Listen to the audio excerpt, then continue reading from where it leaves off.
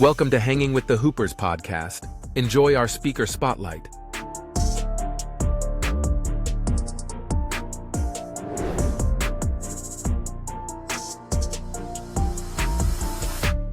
Welcome back, everybody, to Hanging with the Hoopers. Andrew and Tim Hooper, your hosts, and we're excited today. We have a few very special folks joining us on the podcast.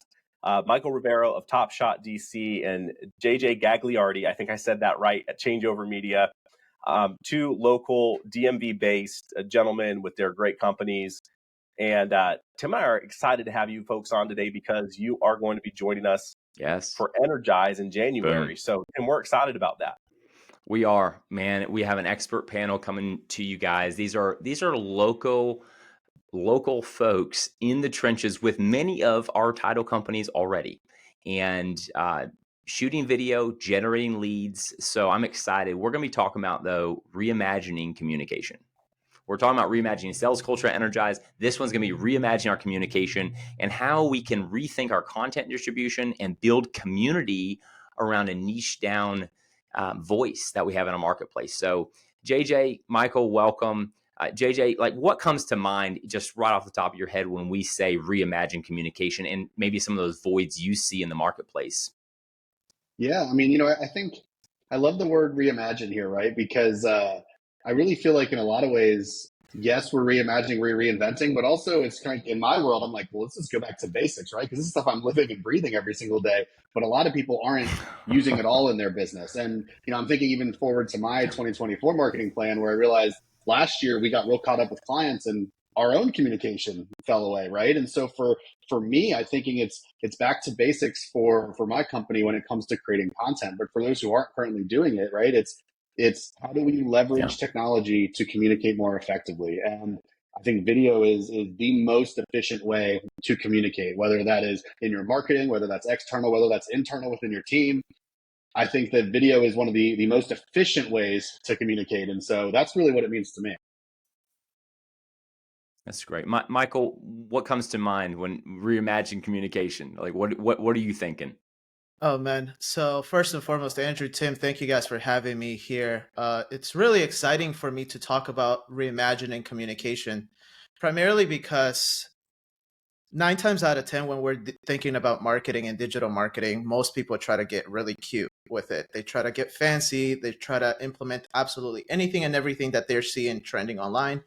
But the way that I think about reimagining communication is simply systematizing the predictable and humanizing the exceptional, right? What are the processes of communication that I currently have from the beginning of a transaction or from the beginning of my interaction with somebody to the very end? What can I systematize that doesn't require much thought or energy on my end so that I can actually humanize that experience for the consumer, for the realtor, for the lender, for everybody that's involved? And I think when we start thinking about our communication like that, we see different gaps that exist from point A to point Z that we can go ahead and start filling in the gaps by, again, automating.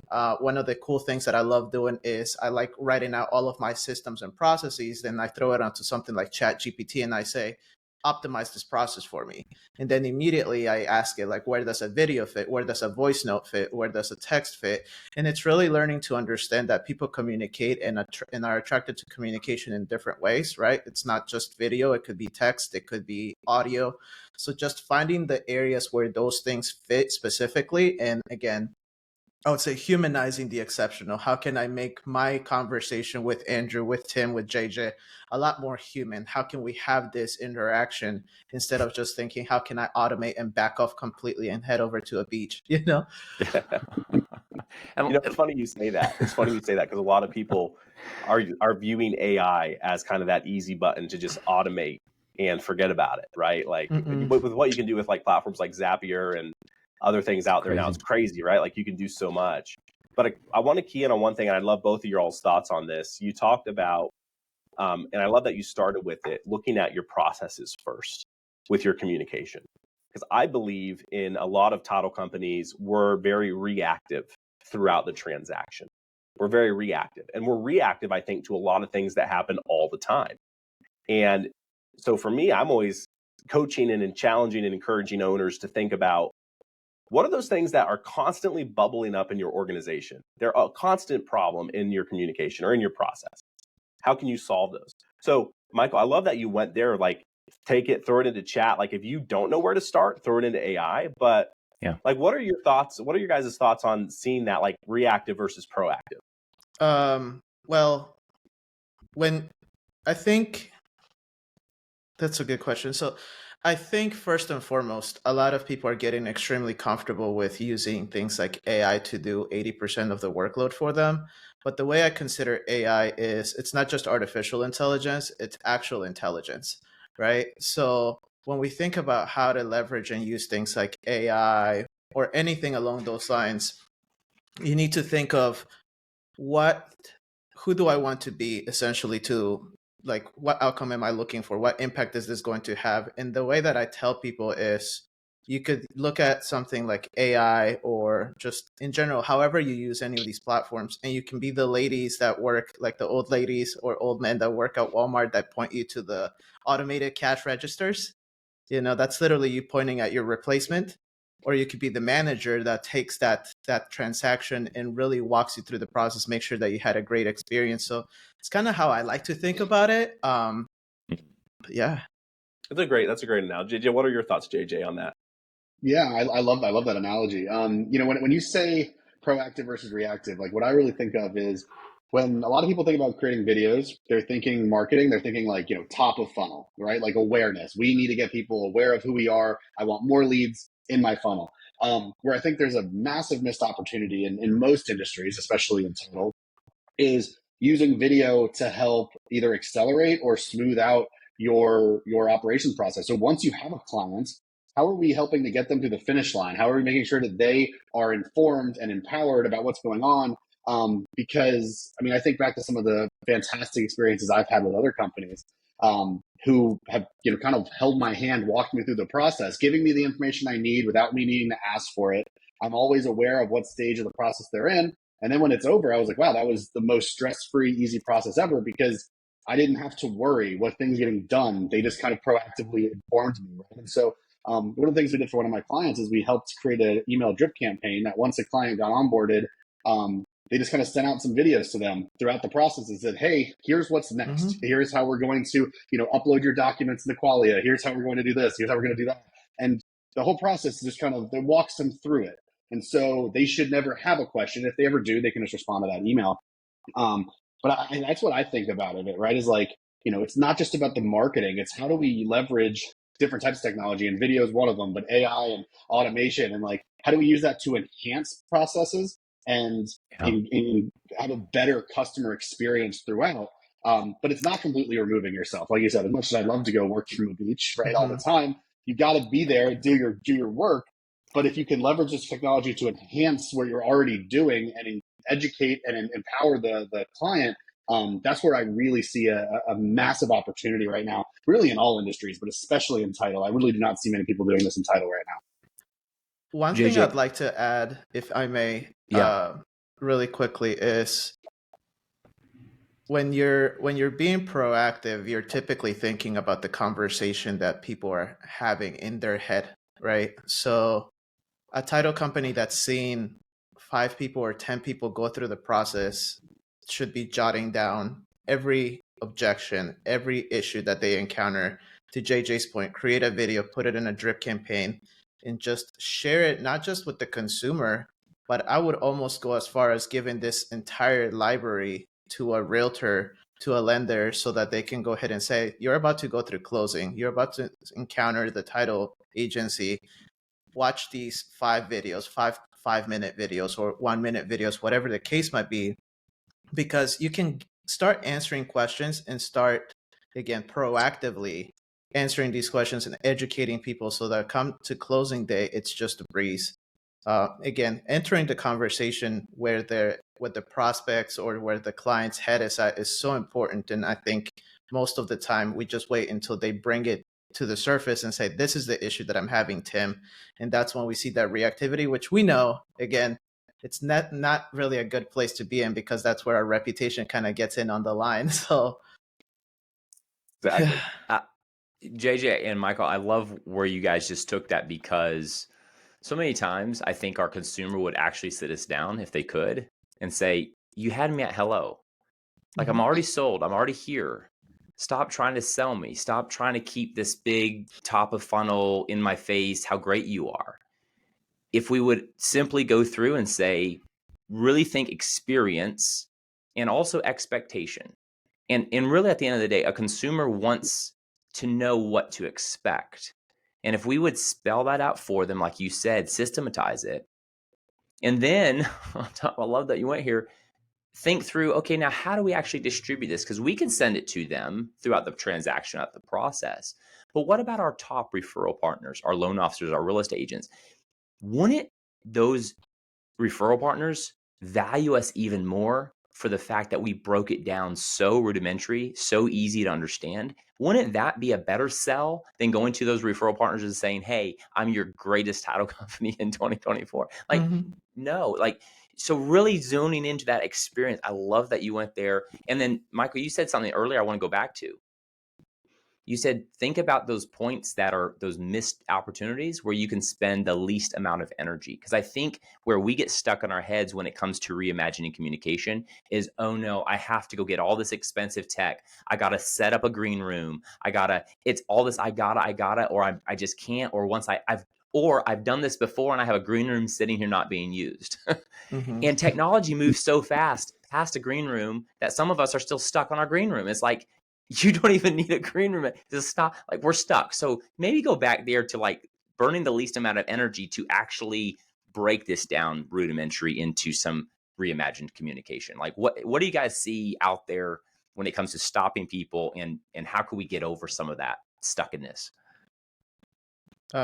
First and foremost, one of the biggest things that's helped me in my business, and we also allow, like, we sit down with our clients and kind of make them go through this, is let's go ahead and take a look at everything that you love doing and that you're really good at. Let's take a look at everything that you like doing and you're good at. Let's take a look at everything that you don't like doing but you're okay at doing, or you like doing it, and then everything that you hate doing that you should not be doing. Right. And we always want to spend our time in kind of like the areas that we love doing certain things and we're good at doing certain things. So it's really about figuring out what it is that brings you the most energy, and where you're the best at. I know some title people that I've worked with in the past. They block their own growth because they fear losing control. And the way that I see this is when you find those areas where you could go ahead and literally let go or replace yourself in, that's where the majority of growth happens, because then you start pondering about all the other things that you should be doing, that you could be doing. You get to think about the exceptionalism that you can have with your clients, right? And when it comes to like that whole process, there's this quote by Abraham Lincoln that I live by. He says, if I had to chop up a tree in 6 hours, I would spend the first 4 hours sharpening my axe. So it's like, how about instead of thinking about what else we can do, what more we can add into our business, you strip everything away and say, if I had to start my business from scratch today and it has to be excellent, what are the key things that I'm going to do and stick to? Because then you notice like a lot of fluff goes away. And that type of fluff is the things that you typically end up leveraging yourself, leveraging your time through other people, right? So that's kind of how I would approach it, and I would ask people to approach it. What about you, JJ? I love that. I mean, I think I kind of like to be blunt, right? I get a lot of people asking me like, well, like, what do I need and how do I get started? And I don't have the budget to hire a videographer. And so first and foremost, I'm very adamant. You do not have to hire a videographer to get started. Everyone has this fun little piece of tech right here in their pocket. Use it. It's great. Use your phone. For those of you listening, your phone is way better than any camera that it's incredible. Like, I look back at old YouTube videos. I use a lot with clients and leads when they're like, I just don't know what. I'm like, go look at someone you really like on YouTube. Go back to their very first video. Watch how terrible it is. Right now, accept the fact that just because we're doing some training right now and you have a phone right now in your pocket versus the cameras they had, you're already way ahead of them. So you already have an advantage, right? So let's, number one, get rid of the excuses. If you don't have the budget to hire a videographer, get out your phone, put in some AirPods, go to a quiet room, and just start recording things, right? Take that list of frequently asked questions, just start documenting. You don't have to go and come up with and create. I love Gary Vee as a quote. document, don't create, right? So just document the things you're doing that are going to be valuable and just get started doing it. I love comparing it to cold calling, right? Everyone hates cold calling. If you picked up the phone, called 2 people and went, well, I didn't get any business, this doesn't work, and stopped doing it, right? It doesn't mean cold calling doesn't work. It means you sucked at it for a while and you gave up. So video's the kind of the same way, you know. I kind of like to be blunt here and just say you just got to get out there and do it. And that's the biggest thing. And I really love what you said, Michael, about what is it that you're good at, right? I think the time to hire a videographer is when that is not the thing that you enjoy and you're good at, and you need to get that off your plate and create leverage, right? For some of my clients, it is what they're good at. And the only time they bring me in is when they're like, all right, I need the best possible video to serve this one purpose. But they'll handle everything else. They'll handle their social media. They'll handle the messages to their clients. And that's fantastic. I love that. For other clients, they're like, look, I really don't like doing any of this. How can I spend as little time as possible? Like, let's batch trade as much of this and then get back to doing the things I enjoy. And so I love what you said there, Michael, because you got to figure out what is it in your business that you really enjoy and that you're good at, and focus on that. And if it's not video or it's not different areas of your business, then how do you get that off of your plate, but still make sure the things that must get done get done? Mm-hmm. Yeah, I love that you both went there with the, for me, that comes back to highest and best use of time, right? Tim and I use the acronym HBUT. So, you got to look at the highest and best use of your time. And, unfortunately in title, there are a lot of folks who I think view video and the marketing aspects and kind of how they communicate, like leveling it up from just being an email that goes out that they've done for years. And there's some fear, right? Always to get in front of a camera. I think there's some fear for us. So yes, identify what you want, but I want to really distinctly point out that you might be good at doing title, but you also might be really good at doing video, but you're letting the fear hold you back. And your excuse is, I'm just really good at title, I have someone else. So I love your point of just getting the camera out and recording, and something Tim and I have been talking about, and I'd love to kind of go here with you guys and see what your thoughts are. We've been teaching a lot of our title agents that you don't even have to upload the video. With AI now, with the platforms out there like Opus and others, where you can literally just throw in even a video transcript to ChatGPT and have it write you a blog post, or some of that more traditional kind of communication formats, a press release, based on just hitting record on your video and actually putting your voice and your thoughts into AI, not just taking from AI.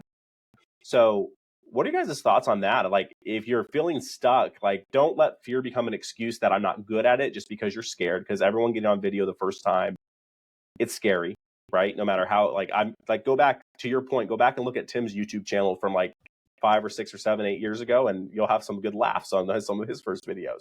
But I was actually going to go there when you guys were starting to talk about, JJ, you said you don't have to hire somebody. It's funny. I actually went back with the kids the other day because they asked me, they said, can we go watch that Timspiration you did when I was a little kid? And every now and then I would bring them in and let them do one with me.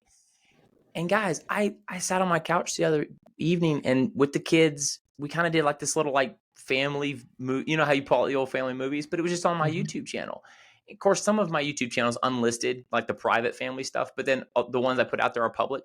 But we watched some of those, and guys, I was actually getting motivated. I was like, this was actually good content. And back then I was so worried about background or and so I actually overproduced a little bit. Like I could tell I was like really passionate, and I was like, I was talking a little over what I should have been. But even then, looking back, it was still good. And I even thought in my head, I'm like, I should start resharing some of these, because I was getting motivated. I like, and then the kids were having fun. They're like, look at, and then I got to thinking, what if we just talked on camera like we were talking to our kids or our grandma or the people who love us? Like, what if we just broke it down like that and just start? We were just with grandma in Missouri, Andrew, right? And I mean, all of us siblings around her. And I was like, would I take some of my promotional material and ever share that with my family? What would they think? And some of them would be like, oh, like, that's not you. You don't even sound like you.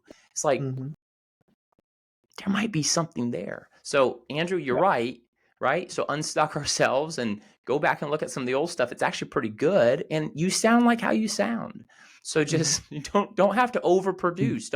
So guys, maybe, let's go there a little bit. Let's, start today. How do you start today? Well, I guess I'll jump in first. I mean, I love what you said there. I like to joke around with my clients sometimes when they're just like, "Oh, I don't really like how I look on camera," and I'm like, "Well, I hate to break it to you, but you look like that in real life too." You know, like sometimes you have to rip the Band-Aid off, right, and say like, "Look, okay, not everyone's comfortable with everything, and that's fine. And maybe that means video isn't for you. But honestly, I love your idea of recording a video and then feeding that transcript into ChatGPT to create other content. We were doing that a lot while we're repurposing the videos, but I never even thought about that as a way to someone who isn't comfortable sharing their videos could still quickly record something and turn around and share that. So I love that idea. Um, and I think honestly, Tim, what you just brought up about those old videos, like you should reshare them. I think there's this everyone has these massive libraries of content. You don't have to go make something new every time you want to share some content. Like, how can you repurpose the content you're already using or already created? Like you guys have this Mhm. podcast. I'm sure you're going to take a bunch of social clips from it and share that around. Well, what if you go back and revisit old podcasts and say, hey, look how far we've come. This is a video about, we talked about video 5 years ago, and here was the conversation then compared to now, right? There's all these fun ideas you can do when you look at the content that already exists. And so, for those who are like, all right, well, I'm a little nervous to maybe just film a video and go out there. Well, like, let's quickly run through us off the top of my head some ways you can create some content. Number one, what classes are you teaching? Are you doing classes? Film the class. Take Opus. You said. I love that. That's my least best kept secret nowadays. I love that app. Create a bunch of social clips, share it around. Right. If you're giving a keynote, a presentation, a panel, film it and record it. Do podcasts. Do interviews. Just like what was it? Comedians getting coffee in cars. They just drove around and talked, right? Like there's so many ways to make content nowadays. And I'm still hung up on that idea of filming something, but not using the video, just feeding that in to create a newsletter or an email or a blog post or something like that's a fantastic idea. And I'm going to start leveraging that now that I think about it. Like, we've been trying to get more newsletters out. It's going to be so much easier for me to just simply record a quick video saying, here's what I'm thinking in a newsletter, this, then this, then this, transcript, feed it into ChatGPT, and I'm 95% of the way there. I love that idea. So sorry, I keep getting hung up on that, but those are my thoughts so far. before Michael goes, JJ, just real quick side note. They say, what is it? Necessity is the mother of invention. So Andrew and I didn't take typing in school. So there you have it. Like, why Gotcha. spend time typing a blog post when you can just jump on camera and talk for 30 minutes, right? And so then AI types it for you. So there you go. But Michael, what are your thoughts, man, around the getting going and just breaking that fear down? And Yeah, well, public speaking is like the number one fear that people have when it comes to being in front of crowds, and creating video is the number two video. So, or the number two fear. However, I would ask people to just start kind of looking back over the past couple of years. And if they've been on Zoom calls, they've already been on video. If they've FaceTimed anyone, they've already been on video. So they already have, and they use video every single day. I think that whole concept of saying, oh, I fear being on video because of how I look, how I sound, to JJ's point, that's how you look like, that's what you sound like, that's who they're getting. And I also think it's a little selfish, quite honestly. Like, the reason why you get stuck, it's being selfish, because the way that I think about it is, once you start sharing enough good content or enough valuable content, you're actually helping more than just one person, which is what most people are limited to. You can have this one-to-one interaction face to face, or you could go ahead and create something like this that hundreds, if not thousands of people can go ahead and see and observe. And then it really just boils back down to me to identify and like, okay, what is it that you actually want, and what do you really want? Because some people will say, well, I want to grow my business. And then I say to them, like, well, if you want to have this type of impact and you say that you want to do it, then you're going to have to do things that are quite honestly uncomfortable. And the way that I think about it personally is just like how they were uncomfortable when they even started their business, or where they got into sales, or whatever the case might be. They had to get the courage to do it. First and foremost, they needed to build some sort of commitment to say, okay, I'm going to do this. I'm going to get into this. I'm going to sink my teeth into this. And once they started going through that process, maybe in this case, they film one video or two videos. To your point, you're reviewing videos from like years ago. You didn't stop. So your muscle got built over time. And in that process, what you built was the capability to say, okay, I might not be perfect the first time around, but I'm going to get good and I'm going to build this capability, right? Yeah. And what happens when you get the capability and you have someone like Andrew or JJ or Michael, not just help in that process, but really kind of say, you got this, you're going, that ends up kind of confirming everything and you get confident about it. But it's literally what we all go through in business, right? So the way that I would overcome this fear or this whole thing of I'm stuck, I don't know what to create, I don't know what to talk about, first and foremost is really taking a good look at all the FAQs in your business. That's the evergreen content that you should have no matter what already. And then start building like as a title agency or a title agent, if anything, just go ahead and start first and foremost getting really comfortable with doing things like stories with anybody that you are at a closing with your clients. Start building out a theme for yourself or a theme around your business that you can go ahead and always go back to, right? Like one of my clients, they have this Tea Time Tuesdays. And I mean, to be honest, when I first heard about it, which was a year and a half ago, I wasn't a fan of it. But then I looked at like, okay, what's the upside here? They are consistently creating video on Tuesdays.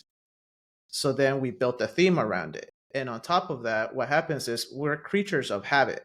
So when they don't post on a Tuesday, people are like, are you okay? You didn't post today, your Tea Time Tuesday, right? So imagine that. It's like we're creatures of habit. You just got to ask yourself, do I really want to help as many people as I want to help? And if so, what's the one thing that I could go ahead and teach today? A lot of people find themselves thinking that they are boring. They don't have anything to say. They don't have anything worth sharing. And you'd be surprised at the amount of people that actually pay attention and listen to you. That's the one thing that I constantly tell myself when I get in that grunt, in that mood of like, man, I don't know if I should keep creating content. But then I post something and an agent might react to it.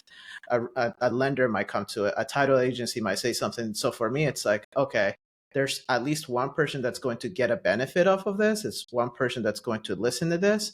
And I owe it to them, quite honestly, right? At the end of the day, I got into this because I want to help people. So might as well help people. Yeah. And if I could add one quick thing there. I also, to add to what Michael just said, I love what you said there because I hear a lot from my clients like, well, why should I make a video about this? There's already a bunch of other people out there making videos about that. And something I actually brought that up to one of my business coaches. I was like, hey, I keep getting this comments and I sometimes feel the same. And he's like, look, there's no original ideas. There's always someone out there already doing what you're doing. But you never know that someone needed to hear it from you for them to actually absorb and appreciate that information, right? Something about you, your style. Sometimes people just want to hear that content from someone that looks like them or sounds like them. You never really know what people are looking for, right? So there could be a million videos about a topic, but someone stumbles on yours and was like, that's the person I needed to explain that to me. And now because of that, I'm going to go make this change in my business, or because of that, I'm going to go work with them. And so, just to add on to what Michael said, like you never know who needs to hear it from you and not just hear the answer to that question. Yeah. You made a thought come across my head at that moment, and this is something that's very true. The reason why a lot of people get stuck is because they're creating content for the people they already know. When in reality, if you're trying to create content on a platform, like any platform on social media, let's just say, the goal should be to create content for people who don't know you. You know, it's very different. The way that I would create content to say, like for someone like Andrew, it's completely different. Like this is my first encounter with you, Tim. It'd be completely different than the way that I would present my content for someone like Tim, right? So it's just thinking about how am I creating this content for the people who don't know me. And it's not about like, hey, my name is such and such. It's more so, how can I deliver the immediate win, the immediate value, that instant gratification within 3 seconds almost, and just keep going. It's like anything else, building that muscle. Yeah. And I love that you both touched on this. Sorry to cut you off there. Yeah, JJ, one other thing I wanted to add on that. No, you're good. I talk to my clients a lot about how a lot of them, I feel like, are making content that they want to make, not the content that their clients want to make. And I love that Michael just expanded on that, right? Where it's not even making content that your clients want to hear. It's making content that the people that don't know you want to hear. I love that. He expands even further on something that I've already been speaking to my clients too. So I just wanted to jump in with that. Yeah, you both hit on it. It's you both talked about doing FAQs because FAQs are a comfort zone of knowledge we already have. We're already answering questions all day long. So it's like starting out, making a list, and we're going to break down how to do this at Energize, but start out by making that list and then answering those FAQs. And Tim, to kind of your point earlier, which was you're creating, Michael, you said education for the realtor. So, hey, watch, this is what your client's going to be experiencing. And we have a method. JJ, you talked about creating those processes through an entire sequence of a client journey where they're getting a video before everything happens. And it's basically they're answering the FAQ about every single thing that's happening through that process. And then on the flip side, the benefit there is your client is informed and happy, which elevates the realtor and the lender, because let's be honest, who's normally getting the first point of contact when there's a home buying process going on? The realtor, right? Mm-hmm. They're getting the angry call from client, what's going on? Or what's this? I haven't heard. So you're making their life easier with these FAQs. It's stuff you already know. And then all this FAQ turns into content for you. Like you're using it internally, but what's to stop you from having your YouTube channel FAQs up there? What's to stop you from throwing those FAQ videos into an Opus or a similar tool and having it crop up 30-second shorts where it's a great soundbite on why title insurance is so important? Or talking about a specific claim that would pique someone's interest of like, well, someone stole a house doing that, or someone stole land doing that, or someone lost $1 million in wire fraud. Like that captures someone's attention right away in 3 seconds. So I like starting with the end in mind. Start with your long form FAQ stuff that you're using internally. That all can turn into articles. That all can turn into every other form of content that you have. Right. So, yeah. I mean, we're going to get deep on that. But any last thoughts before we wrap today? Any last thoughts on kind of that? Like, I think that's a great place to start with the FAQ place for everybody listening to this. Yeah, great starting point. For me in particular, like just to kind of piggyback on what you just said, Andrew, one of our clients, they do classes on contracts all the time.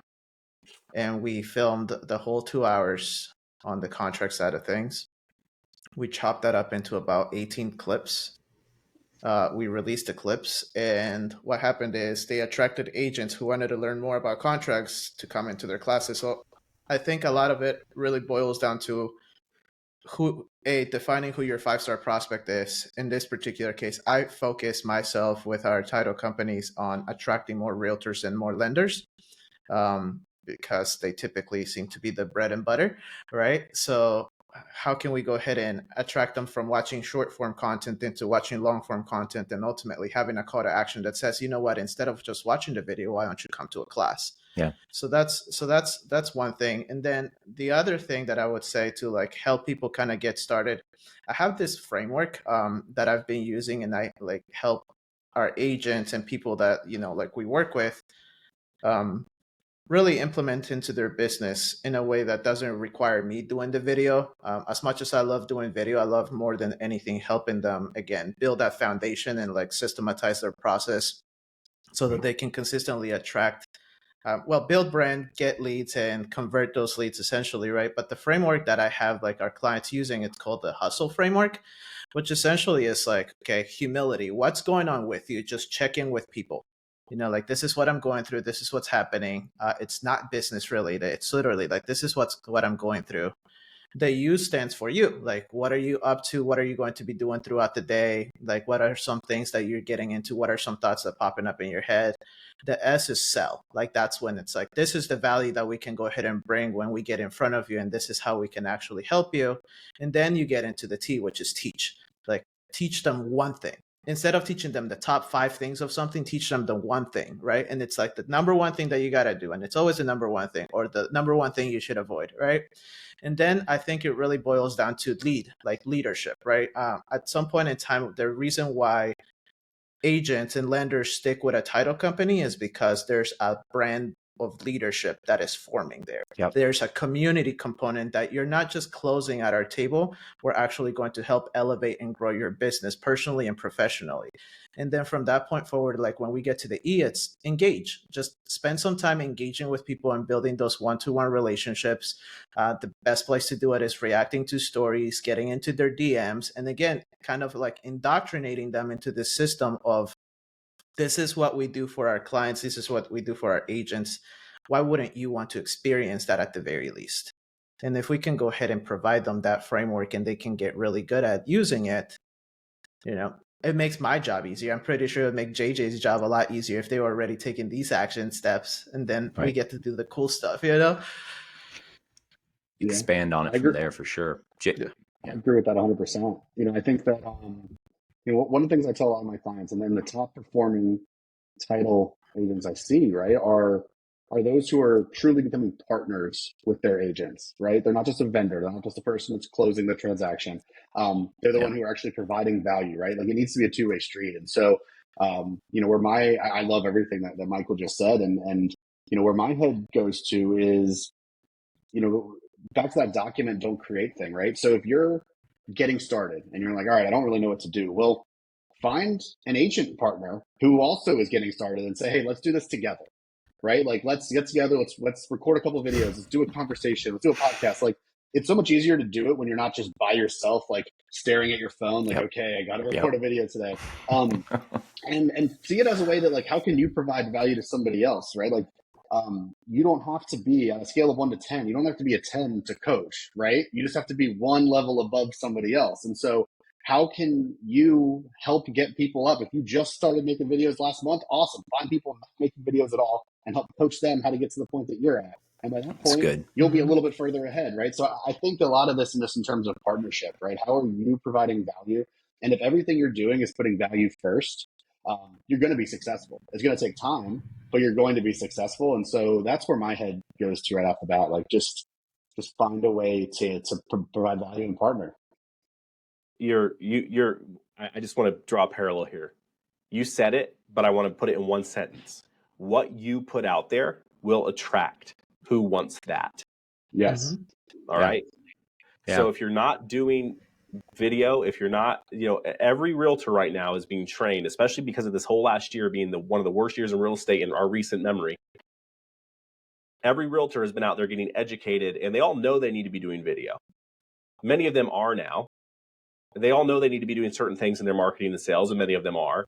The chances that they're going to align themselves with a title company who's not doing that are low. The chances they're going to align themselves with a company doing what they are or less are medium.